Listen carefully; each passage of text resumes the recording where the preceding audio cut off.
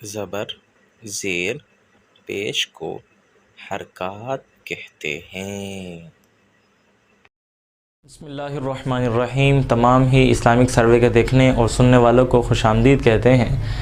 انشاءاللہ العزیز اپنے اس ایپیسوڈ کے اندر ہم آج سبق نمبر 6 پڑھیں گے۔ سبق نمبر 6 ہم نے جو پچھلے اسباق پڑھے تھے الف سے الف با والا حروف یعنی کہ حروف مفردات والی تختی سے، جہاں ہم نے ہر حرف کو الگ الگ پڑھا تھا، پھر آگے آئے تھے تو حروف کو ملا کر آپس میں پڑھا تھا، پھر اس طرح اور آگے چلے تھے تو ہم نے حرکات پڑھی تھی، پھر تنوین پڑھا تھا، پھر سبق نمبر 4 ہم نے اسکیپ کیا تھا، 5 پڑھا تھا جو تنوین کے حوالے سے تھا۔ آج ہم سبق نمبر 6 پڑھیں گے جو ہمارے تمام پچھلے اسباق کا ایک مجموعہ یا مشق کہہ لیجئے۔ اس طرح اس میں تمام آپس میں حروف کو ملا دیا جاتا ہے، اس پر حرکات لگا دی جاتی ہیں۔ تو آپ اپنے بورڈ کے اوپر دیکھ سکتے ہیں، اسکرین کے اوپر یہاں پر ایک لفظ لکھا ہوا ہے خلقہ۔ اس کی ہجے کی جاتی ہے، کس طرح کی جاتی ہے؟ خا اس کو پڑھیں گے، پھر لام کو پڑھیں گے، پھر ان دونوں کو ملائیں گے، پھر قاف کو پڑھ کے تینوں کو ملائیں گے۔ سب سے پہلے ہم پڑھیں گے خا زبر خا۔ اب یہ خا جو ہے خا زبر خا، یہ ہمارا ایک حرف تھا جس کی آواز بن رہی تھی زبر لگنے کے بعد، خا زبر خا۔ اگلا حرف ہے لام، لام زبر لا۔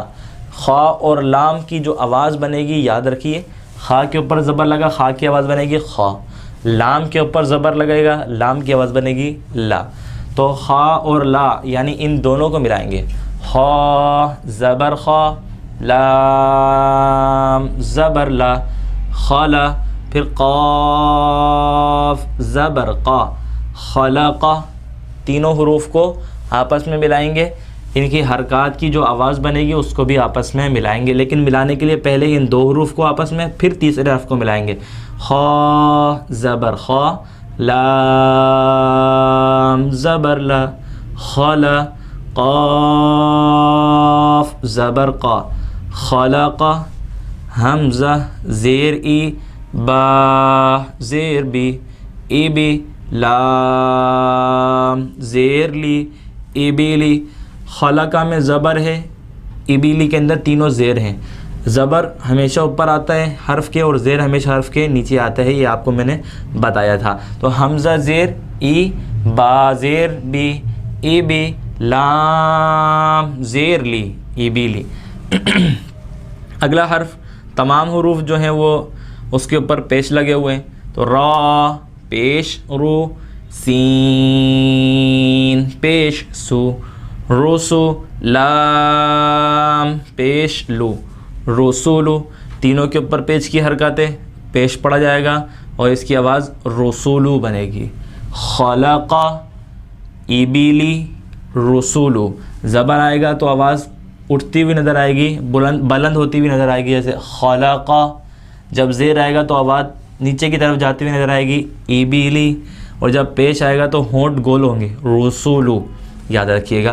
پھر را زبر را، زا زبر زا، رزا، قاف زبر قا، رزقا۔ سیٹی والے حروف آئیں گے، سیٹی آنی چاہیے۔ حروف مستعلیہ ہیں اس کو موٹا پڑھنا ہے، جیسے ہم نے خالقہ کے اندر خا اور قاف کو موٹا پڑھا، اس طرح رزقہ کے اندر بھی قاف کو ہم موٹا پڑھیں گے۔ را پر پیش آئے گا، را کو موٹا پڑھیں گے۔ اب حمیدہ ہے، اس کے اندر دو حرکات ہیں، ایک زبر اور ایک زیر۔ زبر دو حروف کے اوپر ہے اور زیر ایک حرف کے اوپر ہے۔ اب ان تینوں کی آواز کو بھی ملا لیجئے، حا زبر حا، میم زیر می، حمی، دال زبر دا، حمیدہ حمیدہ حمیدہ۔ ہا کی آواز زبر کی، میم کی آواز زیر کی اور دال کی آواز زبر کی، حمیدہ۔ تینوں کو ملا کے پڑھیں گے، حمیدہ۔ حمزہ زبر آ، حا زبر حا، آحا، دال دو پیش دون، آحدن، را پیش رو، سین پیش سو، رسو، لام دو زیر لین، رسولین۔ اس کے اندر تنوین بھی آئی ہے، دو زبر دو زیر دو پیش کو تنوین کہتے ہیں، یہ یہاں پہ دو زیر آ رہے ہیں، دو زیر آئیں گے تو لام دو زیر لین ہو جائے گا، را پیش رو، سین پیش سو، روسو، لام دو زیر لین روسولین، صاد زبر صا، میم زبر ما، صاما، دال دو پیش دون، صامدون۔ ان تینوں حروف کے اندر آخری حرف کے اوپر تنوین آ رہی ہے، اور میں نے آپ کو بتایا بھی تھا کہ تنوین دو زبر دو زیر دو پیش کو کہتے ہیں۔ تنوین ہمیشہ کلمے کے آخر میں آتی ہے، اور تنوین کی آواز نون ساکن کی طرح ہوتی ہے در حقیقت، اس لیے اس کی وجہ کیا تھی کہ تنوین اصل میں نون ساکن ہوتا ہے، تو اس کے اندر ہمیشہ نون کی آواز آئے گی، جیسے روسولین، صامدن، آحدن، آحدن، رسولن، صامدن۔ سبق نمبر 6 کے اندر ہم نے چنندہ الفاظ کو نکالا اور یہاں بورڈ پر آپ کے سامنے لے کر آئے۔